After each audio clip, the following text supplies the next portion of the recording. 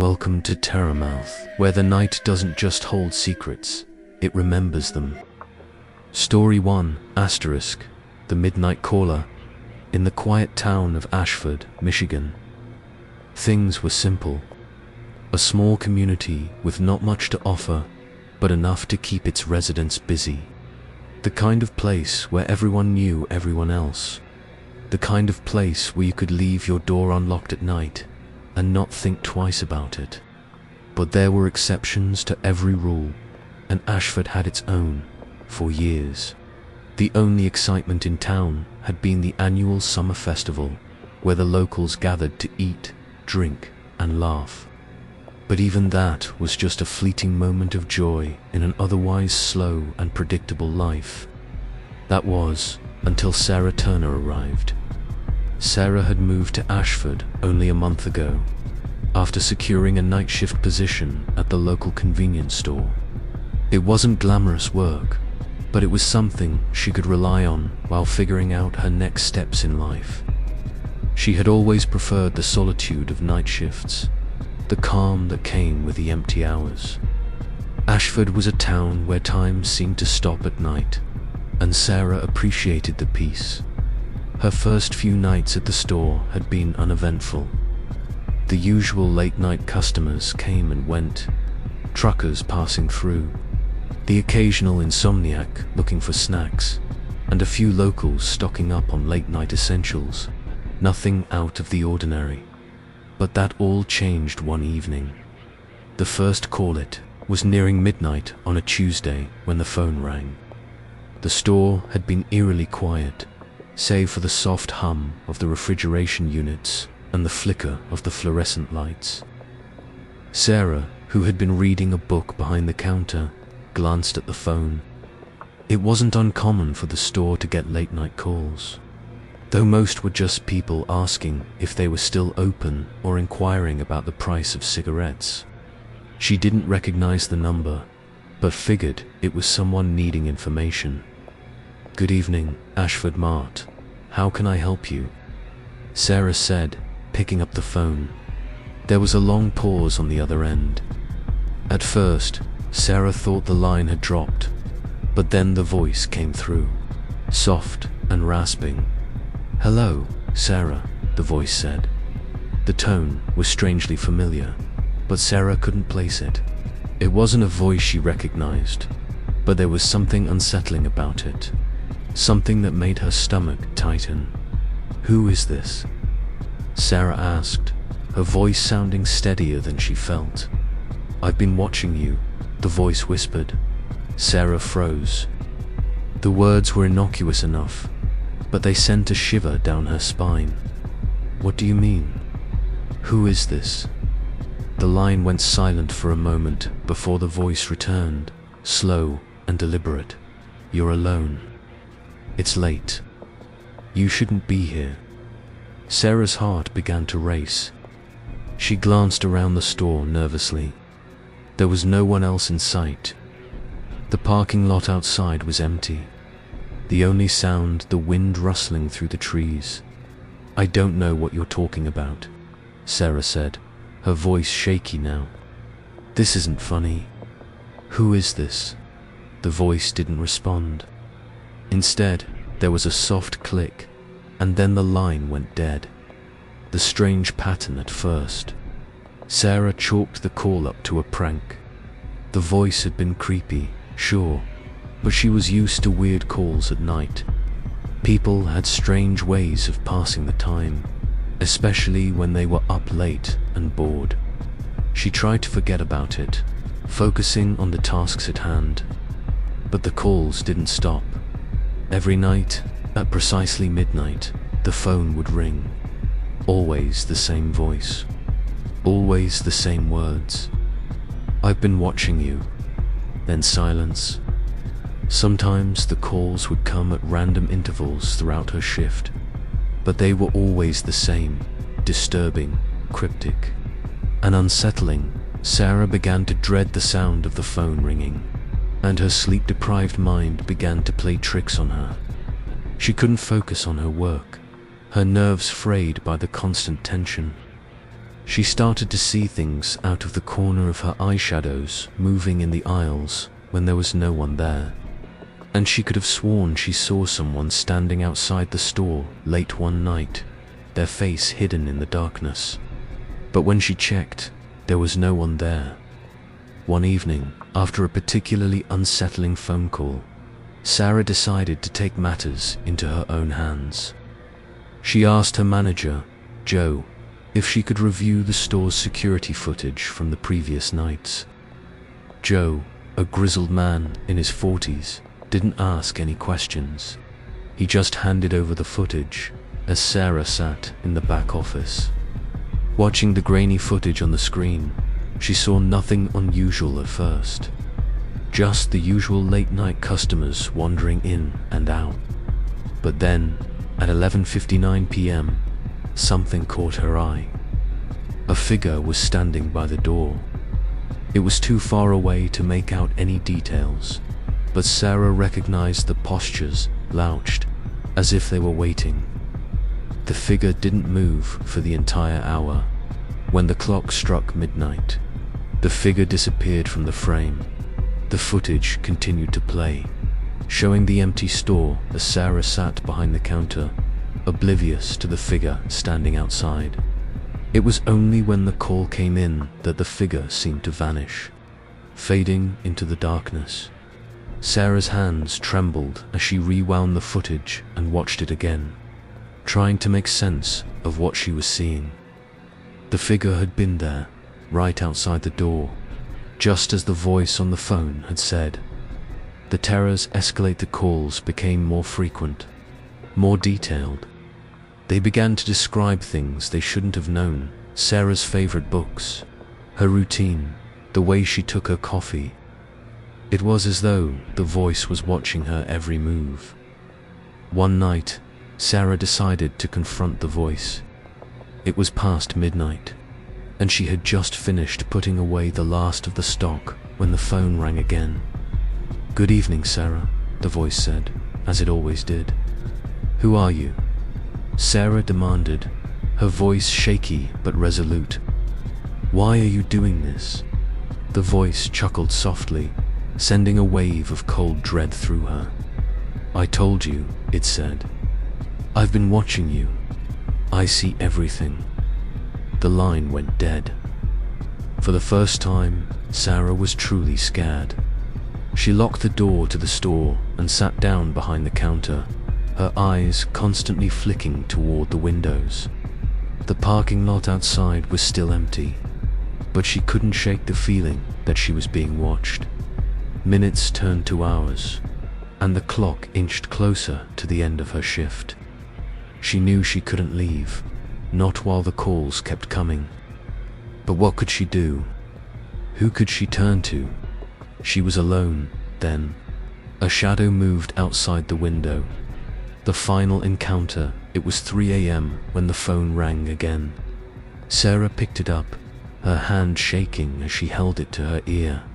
"Sarah," the voice whispered, its tone darker than before. "It's time." Before she could respond, the door to the store rattled a loud bang. Another. Then silence. Sarah froze. The phone slipped from her hand and clattered to the floor. She crept toward the door, her heart hammering in her chest. The figure she had seen outside on the footage was standing at the glass, watching her. His face was pale, with hollow eyes that seemed to look right through her. His lips twisted into a smile as he raised his hand and placed it against the glass. The sound of his fingers tapping against the window echoed in the empty store. The door handle rattled again. Sarah's breath caught in her throat. She knew she couldn't open it. She couldn't let him in. "Please," she whispered, backing away. "Please leave." The man outside didn't move. He just continued to smile, and then, as if answering her silent plea, he stepped back and melted into the darkness, leaving only the faintest trace of his presence behind. The phone rang one last time. "Don't forget me, Sarah," the voice whispered, soft and final. The next morning, Sarah never showed up for her shift. Joe, concerned, went to the store to find it locked. The phone was off the hook, the security footage showing nothing but an empty store. But the door, it was slightly ajar. Sarah Turner was never seen again. This is a terrifying tale of suspense, fear, and the unknown. The constant calls, the mysterious figure, and the unseen watcher have left a chilling mark on Ashford, Michigan, a place that will never be quite the same again. Story 2, *The Midnight Watcher in the quiet town of Galloway Ridge. The kind of place where everyone knew each other's name and nothing ever seemed to happen. Something was wrong. It all started the moment Anna Maurice took the job as the night shift security guard at the Galloway Ridge Historical Museum. Anna had recently moved to the small town, hoping for some peace and a fresh start after a traumatic incident in the city. The museum, an old building with tall, creaking windows and an assortment of relics from the town's past, offered her the solitude she sought. It seemed like the perfect fit. The first few nights were uneventful, as she patrolled the dimly lit rooms, occasionally checking the security monitors. But there was something unsettling about the silence. The air in the museum always felt heavy, as if it were carrying centuries of history on its shoulders. And then, on the 7th night, everything changed. It was just after midnight when Anna started her rounds. The museum's lights flickered in and out, as if the electricity had a mind of its own.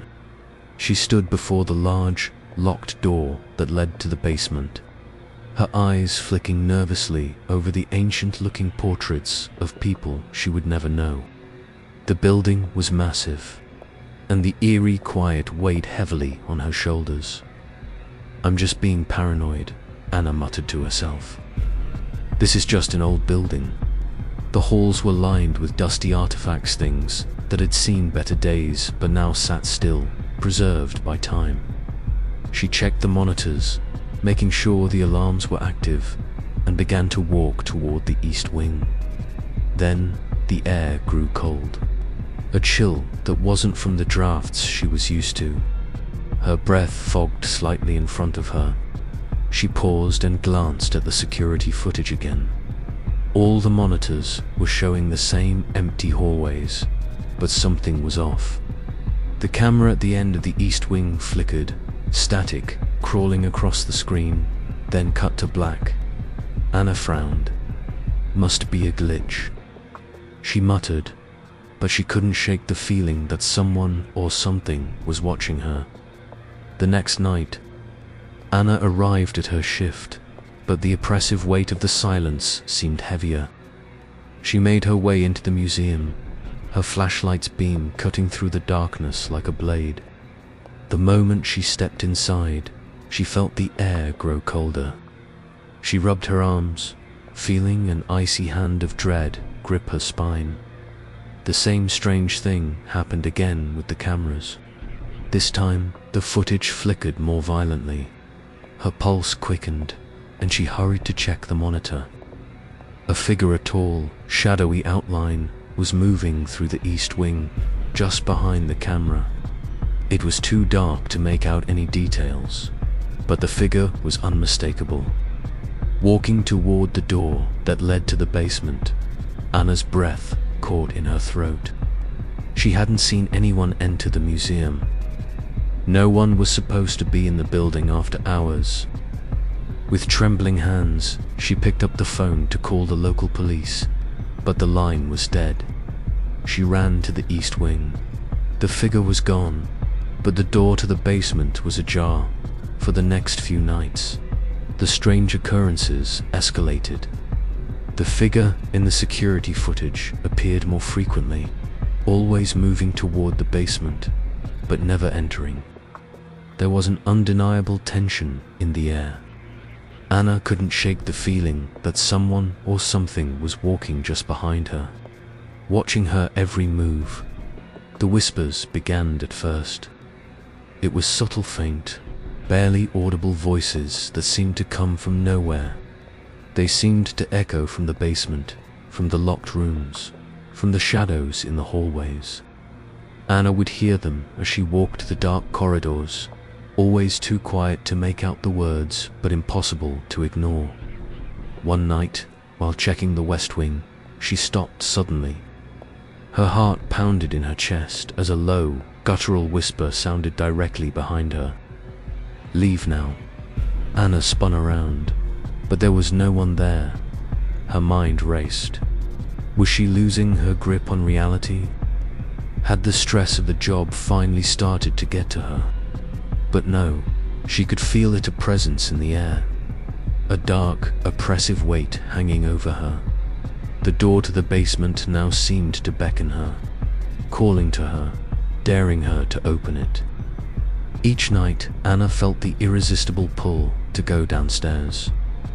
The figure in the footage always stopped at the door, never entering, as if waiting for her to do it. One night, her resolve broke. Anna stood before the basement door. The hallway was cold, unnaturally so, and the whispers had been louder tonight. "Come closer," they urged. She reached out and turned the old brass handle. The door creaked open, revealing a steep, narrow staircase that descended into an abyss of darkness. The air down there was thick with dust and the smell of mildew. The moment Anna stepped down, the temperature dropped even further. She could see her breath in the air. But there was something more, something crawling beneath the surface. A sense of wrongness that made her skin crawl as she descended further. She heard the whispers again, louder this time, almost frantic. "Turn back. Turn back." Her heart pounded as her foot landed on the last step. She stood there in the darkness, her flashlight trembling in her hand. Then she saw it. At the far end of the room, a figure stood in the shadows. A tall, gaunt man, his face obscured by darkness. His posture was unnatural, and his skin was deathly pale, stretched tight across his bones. Anna couldn't move. She was paralyzed by fear. Then the figure moved toward her, gliding effortlessly across the floor, his footsteps making no sound. "Leave now, or you'll be next," the figure rasped. The following night, Anna arrived for her shift, but she was no longer the same. Her nerves were frayed, and the weight of the presence in the museum was crushing. She knew she couldn't leave, not yet. She had to find out what was happening, why the figure had haunted her nights, and why the whispers had followed her. This time, she didn't hesitate. She went straight to the basement door, pushing it open. The darkness below seemed to swallow her whole. She descended the steps, this time knowing she wasn't alone. The figure was waiting, but this time it wasn't alone. There were more. Shadows, faceless, moving toward her, surrounding her in the darkness. Anna could feel their cold breath on her skin. One by one, they spoke. "Leave this place, or become one of us." Their voices were a chorus of hollow whispers, each word like a nail being driven into her mind. Anna's vision blurred. Her legs buckled beneath her, and the room spun. She reached for her phone, but it slipped from her grasp and clattered to the floor. Its screen cracked. "Help!" She screamed, but no sound came. The museum was silent, the next night too silent. Anna hadn't returned. The building had become her prison. No one had seen her leave, and her phone remained off. She was never found.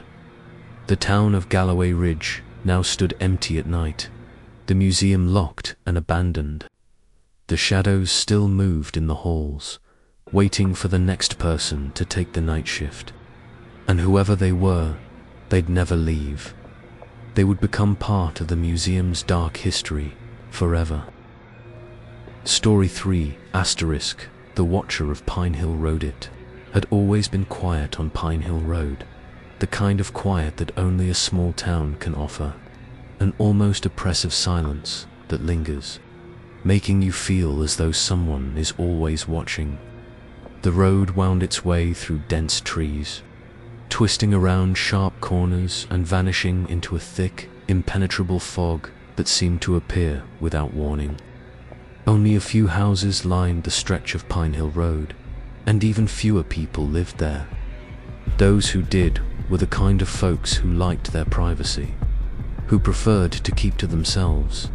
Sarah and her husband Mark were among the latest to move in. The couple had spent years in the city, struggling with the noise, the chaos, and the constant hustle. When they found the small, run-down house on Pine Hill Road, they saw it as a chance to escape, to build a quiet life away from the stresses of urban living. Mark was a writer, and Sarah worked from home as a graphic designer. The peaceful town seemed perfect for them. They moved in on a cool autumn afternoon, the leaves turning orange and gold in the trees as they unloaded their belongings. The house itself was old, but charming 2 stories, with creaky wooden floors and a front porch that overlooked the winding road. Despite its age, it had potential. It needed work, but Sarah and Mark were excited. They were eager to get started, to transform the house into a home. But the first night they spent in the house was when things started to feel ... off. It began with the sound. At first, it was faint, just a distant noise that Sarah thought might be the wind rustling through the trees.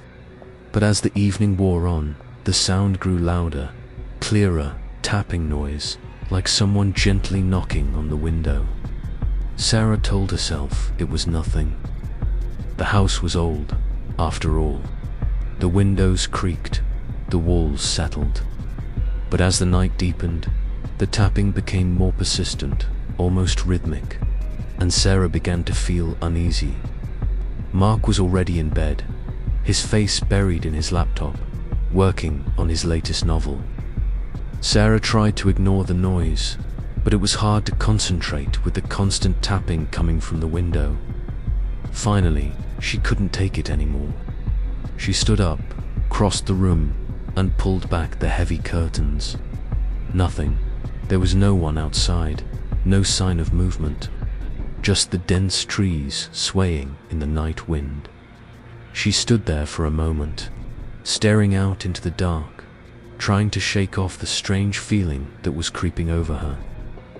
But the moment she turned back to the room, the tapping started again louder, sharper this time. "Mark," Sarah called, her voice trembling slightly. Mark didn't respond. He was deep into his work, oblivious to the strange sounds filling the house. With a deep breath, Sarah walked over to the window, this time determined to find the source of the noise. She opened it, expecting to see a branch brushing against the glass. But there was nothing there, just the dark expanse of trees stretching into the night. The air was cold, and the silence that followed felt suffocating. But then, out of the corner of her eye, she saw it. A figure, standing just beyond the reach of the porch light. A tall man, dressed in a long coat, his face hidden in shadow. He stood perfectly still, as if waiting for her to notice him.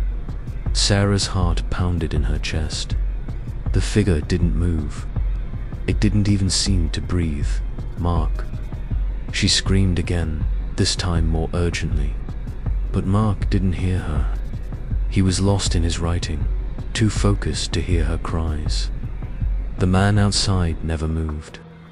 He just stood there, staring at her, his presence unsettling. Sarah slammed the window shut and backed away, her body trembling with fear. She glanced at Mark, still sitting there, oblivious to the terror she was feeling. She knew something wasn't right. The man had been too still, too silent. That night, Sarah couldn't sleep. She lay awake in bed, staring at the ceiling, listening to the wind howl outside. The image of the figure standing in the yard burned in her mind. Who was he? What did he want? And why was he watching their house? The next morning, she tried to brush it off. Maybe it was a neighbor, maybe someone from down the road. But when she went out to the porch to check, there was no sign of anyone. No footprints, no signs of disturbance. It was as if the man had never been there at all. Days went by, and Sarah tried to forget about the incident. But the tapping didn't stop. Every night, it returned gentle at first, but growing louder, more insistent. Each time Sarah would check, she would find nothing. Just the empty darkness of the yard, and the man. That strange figure was always there standing in the shadows. Watching Sarah couldn't take it any longer. She decided to confront him. She couldn't live in fear forever, not with Mark completely unaware of the situation. One evening, she waited until the tapping began, then grabbed her flashlight and hurried outside. She scanned the yard, shining the beam of light across the trees, the ground, the porch. But again, there was nothing. No figure, no movement, just the eerie silence. But then, as she stood there, something cold brushed against her arm. She whirled around, shining the flashlight into the trees. There, standing just a few feet from her, was the man again.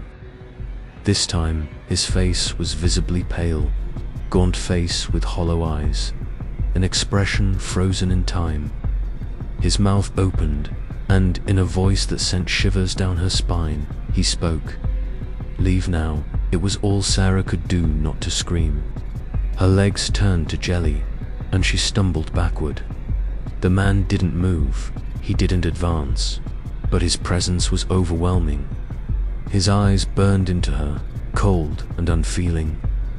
Leave now, he repeated, his voice still hollow, like it wasn't his own Dot. In a panic, Sarah turned and ran back inside. She slammed the door shut and locked it, her heart racing. She glanced at Mark, who was still sitting at the kitchen table, completely unaware of what had just happened. That night, Sarah couldn't sleep. She lay awake, staring at the ceiling, listening to the soft creaking of the house, the distant whisper of the wind. But every time she closed her eyes, she saw his face, the man who had been watching them. And the worst part was that he wasn't gone. He was still there, waiting the next morning. Sarah couldn't shake the feeling that the man was still out there, that he was watching them. But when she went to check, the yard was empty. No man, no sign of anyone at all. She tried to tell Mark what happened, but he didn't believe her. Maybe you were just dreaming, he said, trying to soothe her. But Sarah knew what she had seen. She knew what had happened. And it wasn't a dream. Days turned into weeks, and the tapping continued every night, growing louder and more persistent. It wasn't just tapping anymore, it was banging, banging on the windows, on the walls, like something trying to get in. Finally, Sarah couldn't take it any longer. She had to leave. She had to escape, before whatever was haunting them found its way inside. But the man was waiting for her. One night, she stood in front of the door, ready to leave. She turned the handle, but it wouldn't budge. Something was blocking the door, something heavy, something that wasn't supposed to be there. She backed away, slowly, terror creeping up her spine. The tapping started again, louder this time, coming from every direction. The man was here, and he wasn't going to let them leave. The last thing Sarah saw before the door slammed shut was the man's hollow eyes, watching from the shadows, waiting for her to make her move. She never left. Story for the last shift at Redford's Diner, Redford's Diner had been a staple of the small town of Brookhaven for decades. Located on a lonely stretch of highway, it was the kind of place where the coffee was always fresh, the pie was always warm, and the neon sign buzzed all night, welcoming truckers, travelers, and locals alike. It had always been a safe haven for those passing through or looking for a hot meal at 2 a.m. But for Mia, who had worked the graveyard shift there for almost a year, there was something deeply unsettling about the place. It was nearing the end of her shift one Thursday night. The regulars had all come and gone, leaving only the occasional trucker to stop for a quick meal. Mia was cleaning the counter when she noticed something strange: a man sitting in the far corner booth, where no one had been before. He was an older man, with graying hair and a thin, wrinkled face.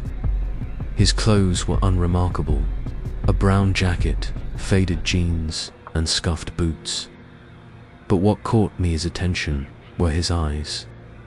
They seemed distant, as if you weren't really looking at anything at all, but instead staring through the glass at something far beyond the diner.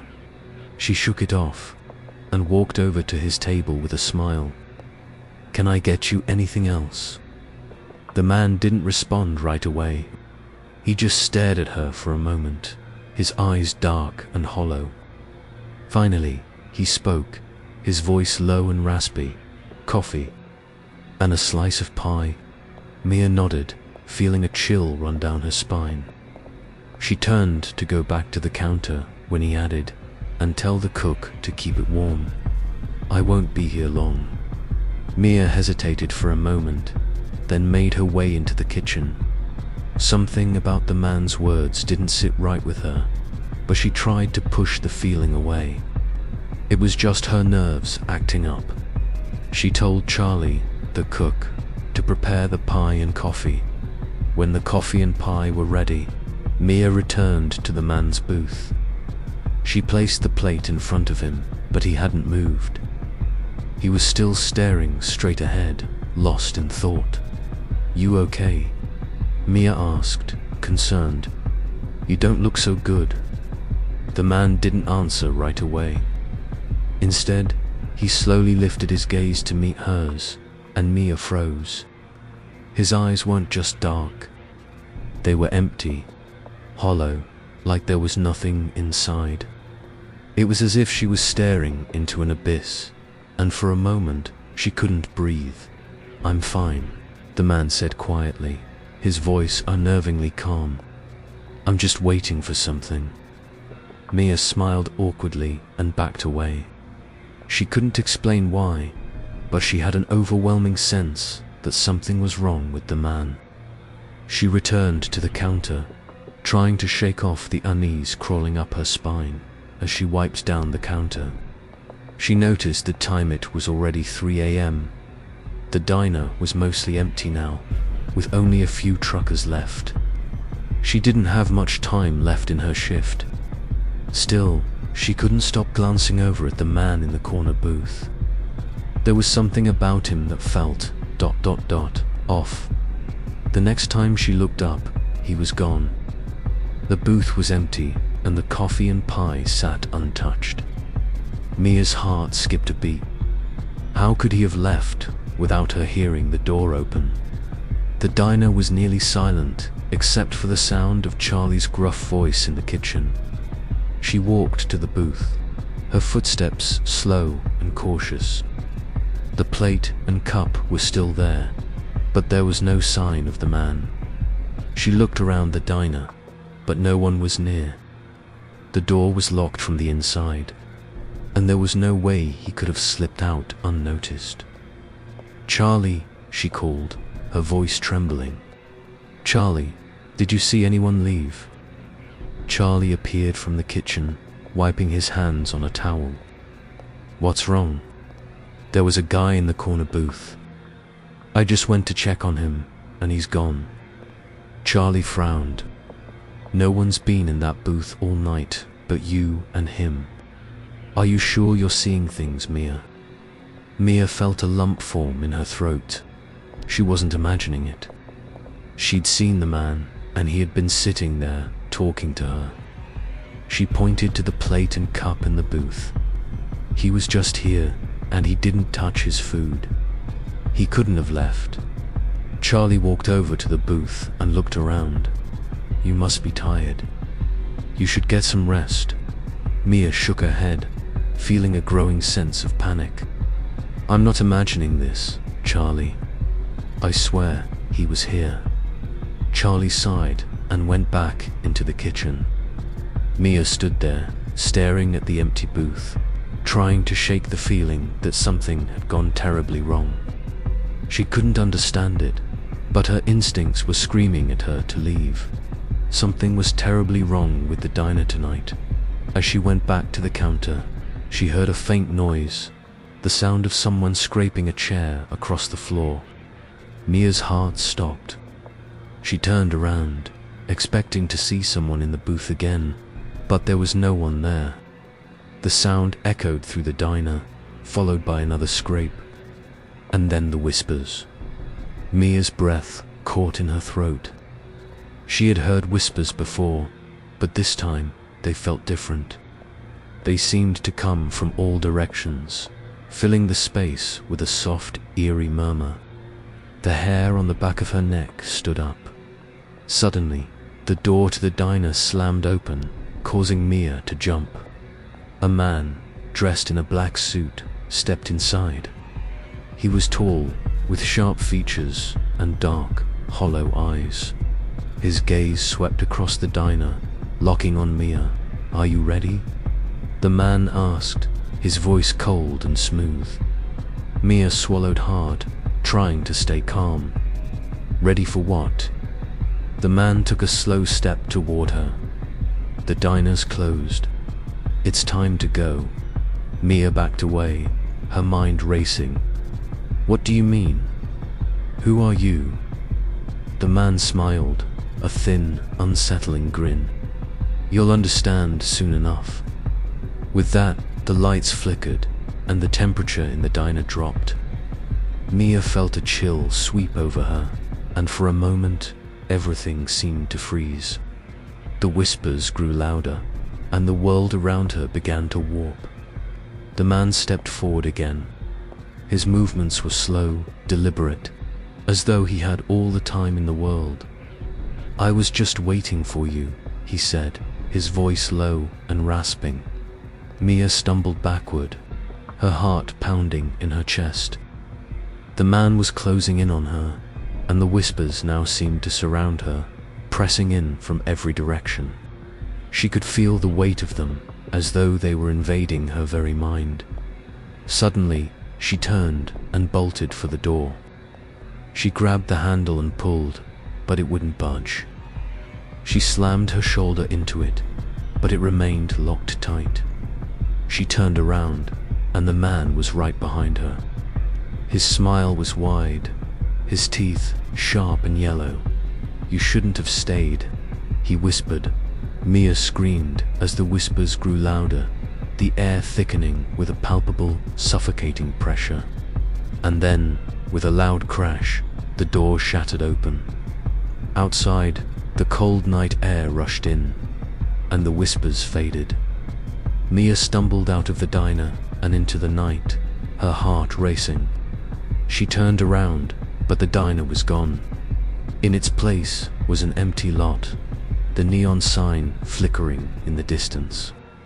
She blinked, trying to make sense of what had just happened, and then she heard the whispers again, this time right behind her.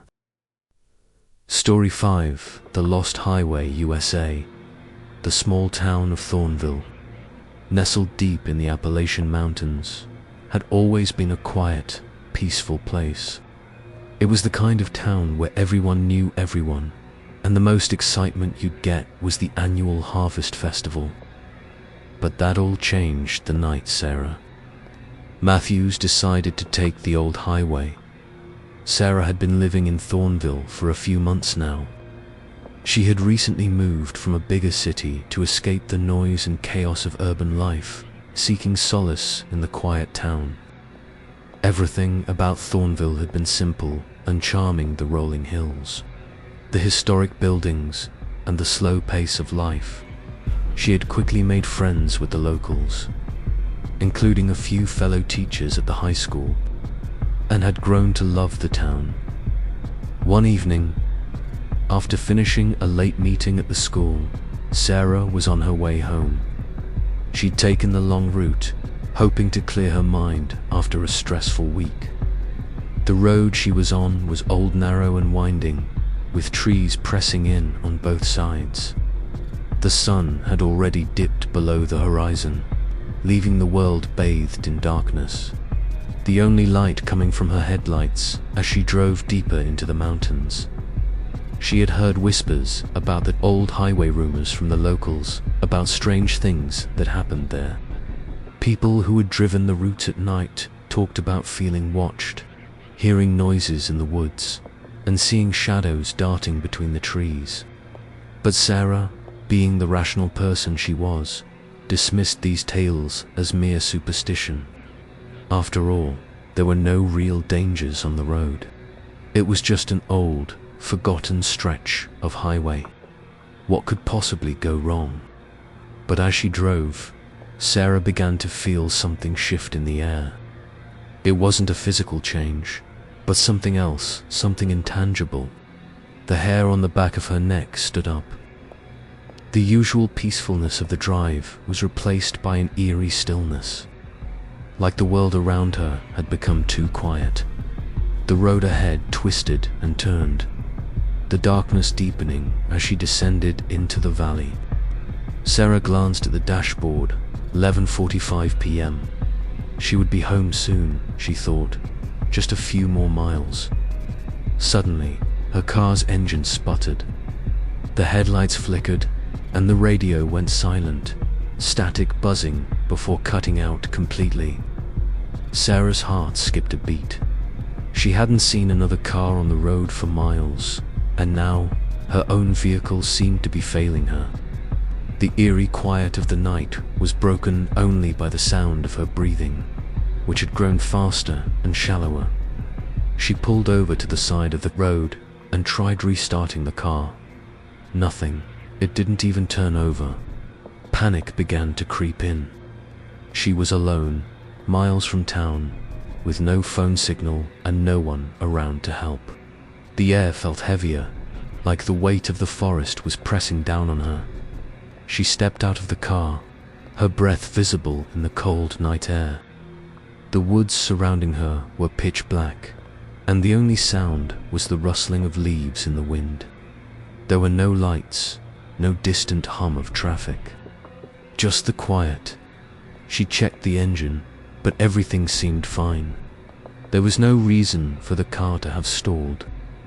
She thought about walking back to the town, but the idea of wandering the dark, isolated road alone didn't sit well with her. That's when she heard it, a faint sound, almost like a whisper, coming from deep in the woods. Sarah strained her ears, but the whisper was too faint to make out. It didn't sound like a voice, it was more like the wind carrying something from far away. But the sound didn't stop. It was rhythmic, as if it were calling her name, Sarah. The whisper was unmistakable this time. The hair on her arms stood up. She froze. Her heart pounded in her chest. There was no way anyone could be out there. The road had been empty for miles. She was alone, or at least she had thought she was. She quickly got back into the car, locking the doors and rolling up the windows. The whispering sound continued, though it was now accompanied by something else, a soft, almost imperceptible tapping. It came from the roof of the car, like fingers drumming against the metal. Sarah's pulse raced as she stared at the dark forest, trying to make sense of what was happening. The tapping continued, louder now, as if someone or something was moving across the roof. Her eyes flicked to the rearview mirror, but all she could see was the endless blackness of the road stretching behind her. The sound stopped. For a moment there was silence, and Sarah allowed herself to breathe again, relieved that whatever it was seemed to have moved on. But then she saw something that made her blood run cold. A figure appeared in the distance, walking slowly along the edge of the road. At first, it was just a shadow, barely visible in the dim light. But as it drew closer, Sarah could make out its shaper, tall, thin figure, draped in tattered clothing. Its movements were slow and deliberate, as though it was floating rather than walking. The figure's head tilted unnaturally, its face obscured by darkness. Sarah's breath hitched in her throat. She couldn't see its face, but she could feel its presence. She could feel the eyes staring at her from the depths of the woods. The figure came closer, moving toward her car. It didn't seem to walk. It glided, its feet never touching the ground. It was like it was a part of the night itself, a shadow made flesh. Her hands shook as she gripped the steering wheel, the car's engine still dead. She tried to start it again, but it wouldn't budge. The figure was now standing directly in front of her car, blocking her way. It tilted its head even further, its neck bending at an impossible angle, as if it was studying her. The whispering came again, but this time it was louder, more insistent. It wasn't just her name. It was a voice low and guttural, almost like a chant, repeating something over and over. Turn around. Turn around. Turn around. Sarah's mind raced. She had to get out of there, but how? The figure was too close, and the car wouldn't start. Her only choice was to run, but she couldn't seem to move.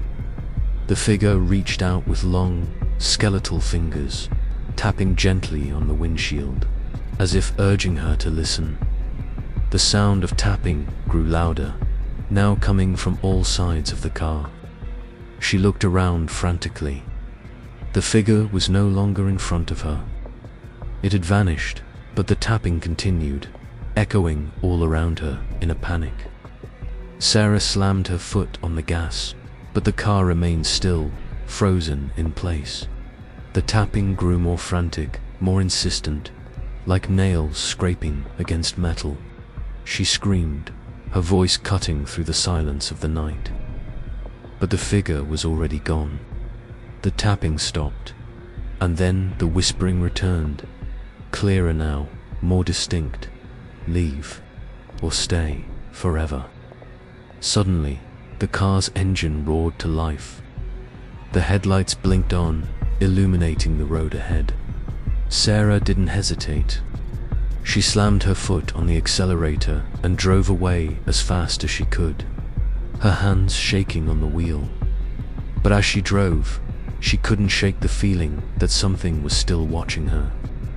The whispering followed her, just at the edge of her hearing, growing fainter and fainter until it was gone completely. The next morning, Sarah woke up in her bed, safe and sound. But when she checked her phone, she saw a message from the local sheriff. "We found your car on Old Hollow Road," the message said. "You weren't in it. But we found something else." There was a photo attached. It was a picture of Sarah's car, parked on the side of the road. But there was something else in the image. A figure standing in the woods behind the car, its face obscured in shadow. It was the same figure she had seen the night before. She had thought she had left it behind, but somehow it had followed her, and now it was waiting. Story 6 *, The Forgotten Town of Ashton Hollow, USA. Ashton Hollow wasn't supposed to exist. At least, that's what the locals claimed. Nestled between dense forests and steep cliffs, it wasn't marked on any map, and no one could explain why it was there. Even the road that led to it seemed to have a mind of its own, appearing to stretch endlessly when you drove toward it, only to vanish as if the town itself had never been real. For decades, Ashton Hollow had been nothing more than a whispered legend, something people spoke about in passing, like a dream half remembered. But for Alex Monroe, the town wasn't a myth. It was where he'd been sent. Alex had grown up in a bustling city, the hum of traffic and constant noise a familiar backdrop. So when he got a job offer to work as a nighttime security guard at a remote research facility in Ashton Hollow, he saw it as an adventure. The pay was good, the isolation was appealing, and the promise of quiet nights under the stars made it sound like a dream. At least until he arrived. The first thing Alex noticed was how the air felt different in Ashton Hollow. It wasn't the crispness of a mountain breeze or the calm stillness of an untouched place. No, it was something heavier, as if the air itself was trying to suffocate him. The trees were unusually thick here, their branches twisted into strange, unnatural shapes. And the town, well, it didn't seem like a town at all. There were no stores, no traffic, no signs of life. Just an empty road and a dilapidated old gas station with a flickering sign. When he checked into the facility, the staff didn't seem to notice him, or maybe they just didn't care. The building was old, worn down by time, with the smell of dust and rust hanging in the air. It was like no one had ever really lived there, just people passing through, coming and going without ever leaving a trace. The first night went smoothly, more or less. Alex did his rounds, checked the perimeter, and sat in the security office for most of the shift. But that night, something was off. The silence was oppressive, unnatural. He kept hearing soft thumping noises, like something or someone was moving in the walls. The lights flickered at random intervals, casting eerie shadows across the empty hallways. But there was no one else around. No one but Alex. Around 2:30 a.m., he was in the security office when he saw a figure moving just outside the window. A person. No, it wasn't. The shape was too fluid, too unnatural. Its movements, jerky and erratic, like it didn't belong. It moved with the wind, faster than any person could walk. Heart pounding, Alex grabbed the flashlight and rushed outside. The figure had vanished. There were no footprints in the dust, no sign that anyone had been there. It was as if the figure had evaporated into the night air. But Alex wasn't one to be easily scared. He brushed it off as his mind playing tricks on him. It was the isolation, he told himself, the loneliness getting to him. After all, he was used to city life, constant noise, constant motion. But in Ashton Hollow, nothing moved. Not even the wind. The next night, the sounds returned. The thumping noises, louder this time, closer to him. He decided to investigate, wandering the dark halls of the research facility, his flashlight barely cutting through the gloom. It wasn't long before he found himself standing in front of a locked door, one he hadn't seen before. It was at the far end of the building, tucked behind a forgotten stairwell. A small plaque above the door read, "Authorized personnel only." His curiosity got the better of him. With a deep breath, he unlocked the door. The room inside was small, barely furnished, with a single desk and an old, rusty filing cabinet. But the thing that caught Alex's attention wasn't the room itself, was the large, covered object in the corner. Wrapped in what looked like a black tarp, it sat ominously in the corner, its shape oddly familiar.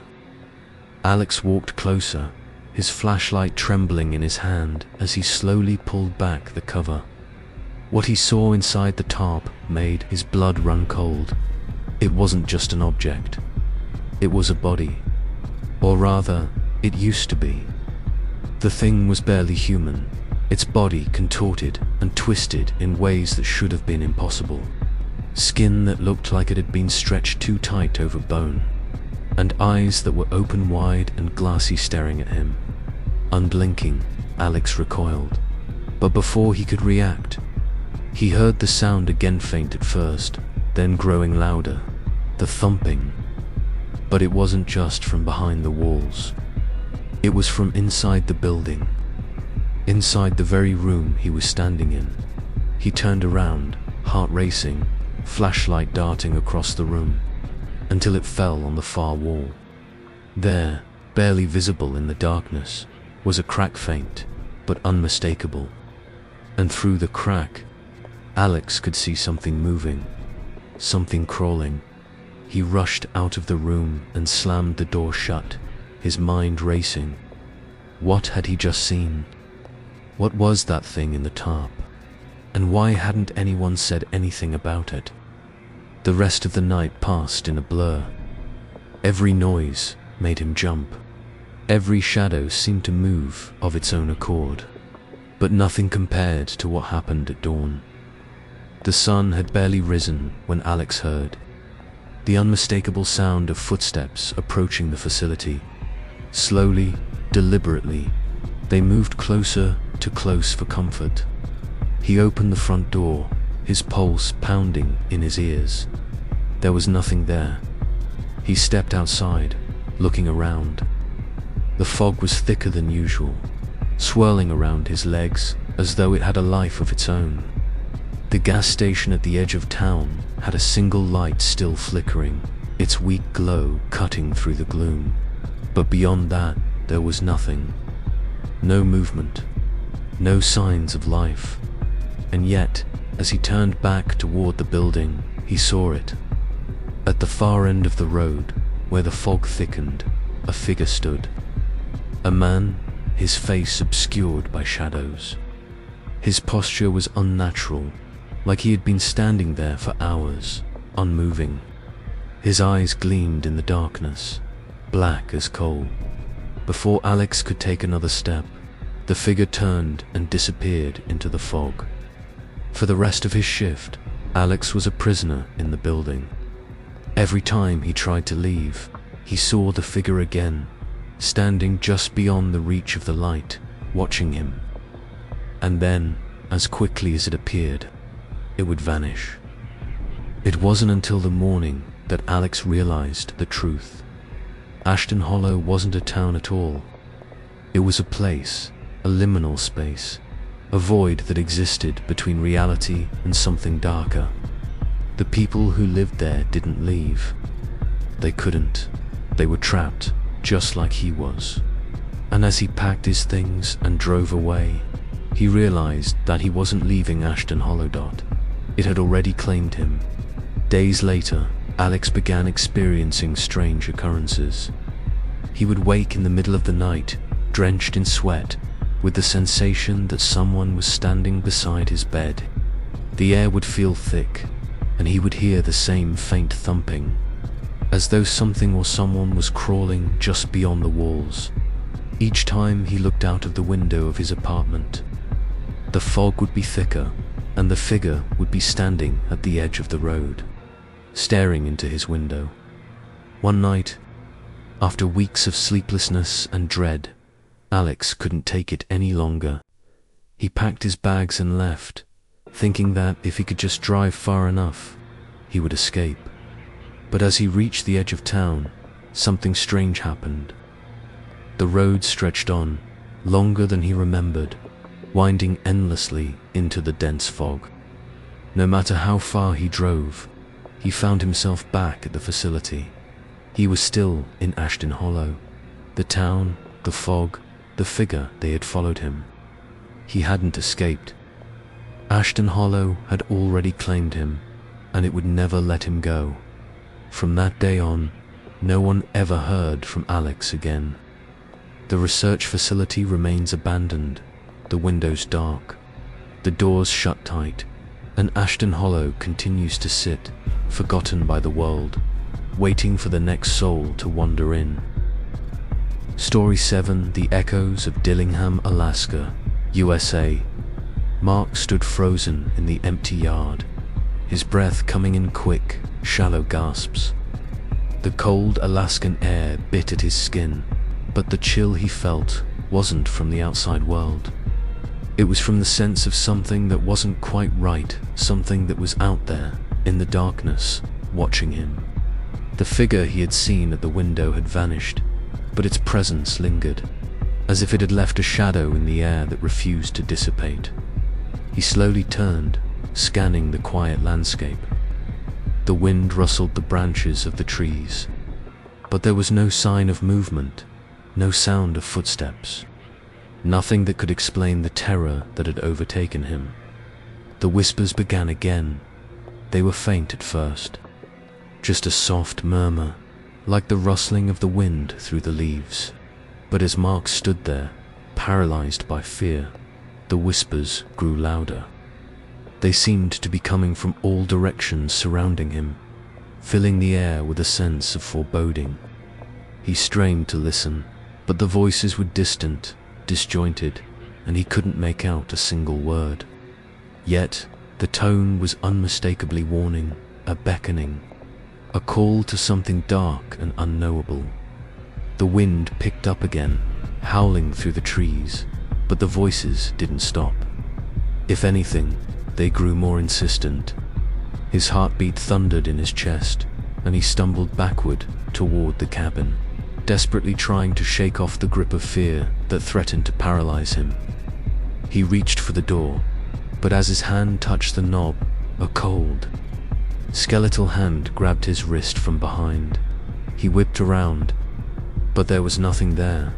The door rattled in his hand, and he realized it wasn't just the wind that had caused the eerie sensation.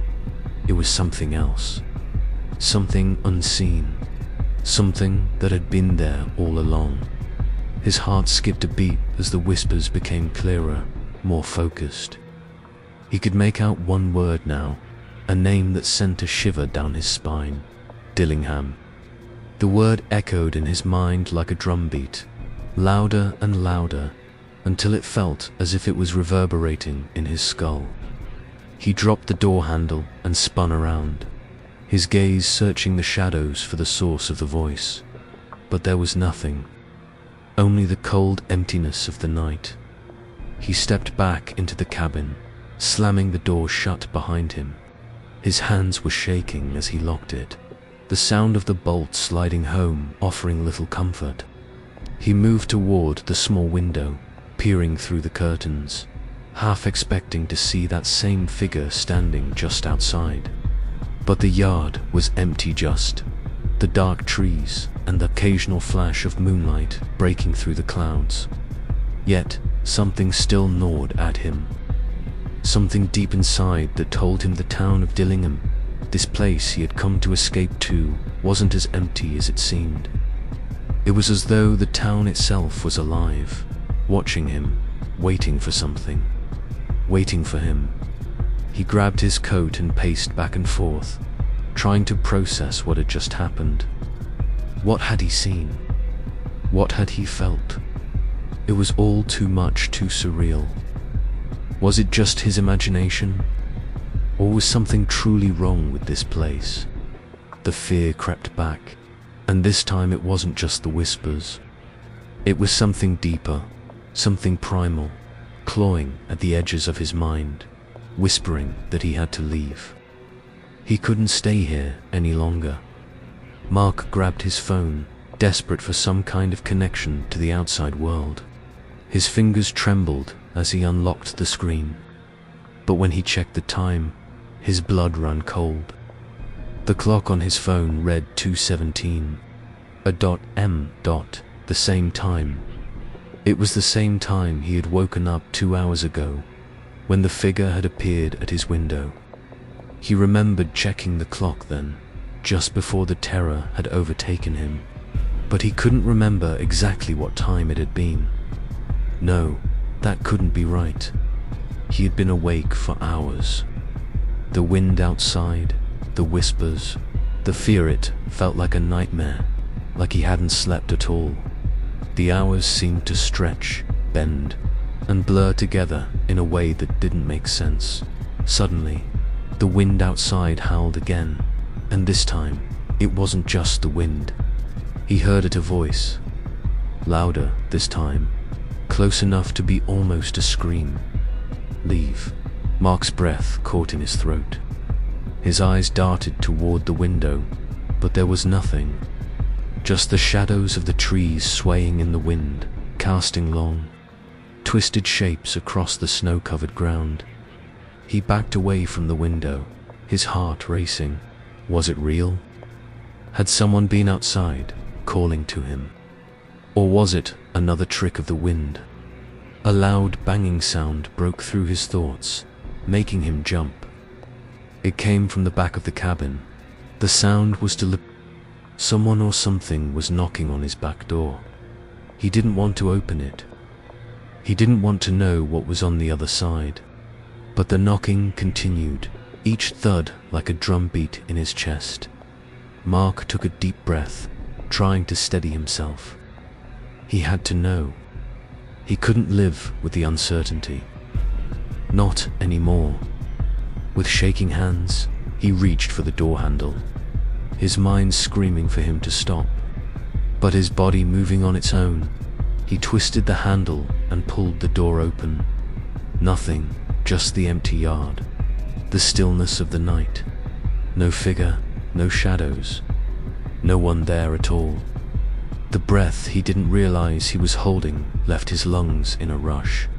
He stepped back, his heart still pounding in his chest. He had been so sure he would see something, someone, but there was nothing. Only the quiet darkness of the Alaskan wilderness. He was about to close the door when he saw it. Just for a split second, a shadow moved across the ground, like something darting between the trees. Something fast. Mark froze, his pulse racing as he peered out into the night. He squinted, trying to focus, but there was nothing there. The shadow had vanished as quickly as it had appeared. Then, the whispers came again. Leave. This time, the voice wasn't distant.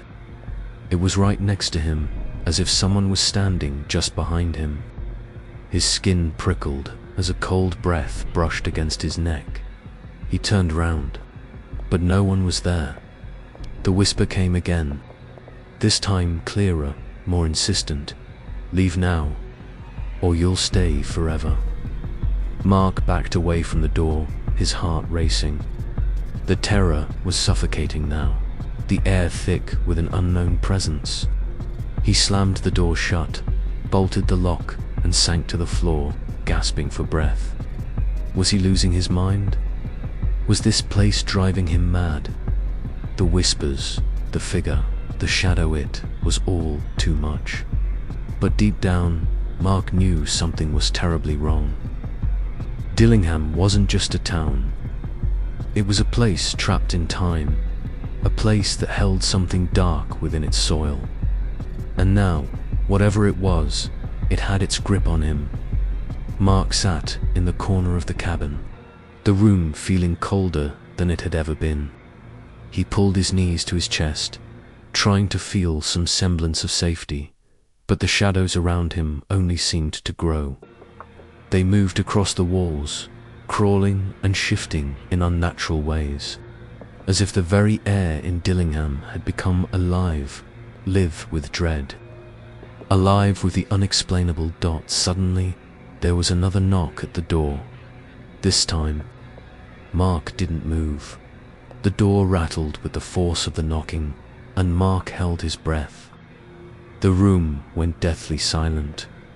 Then, a voice came through the door, clear and unmistakable. Open the door. Mark's heart nearly stopped. It was the same voice that had whispered to him before, but now it was louder. It was closer. He wanted to ignore it. He wanted to pretend it wasn't happening. But he knew that the longer he stayed in the cabin, the more the town would seep into his soul. The voice spoke again, louder now, growing more insistent. Open the door. Mark finally stood. his legs unsteady as he walked toward the door. He knew he had no choice. He had to face whatever was waiting for him outside. With one final breath, he opened the door and found nothing but the empty night. But something else was waiting, something that had been with him all along. The whisper returned. "Dillingham will take you."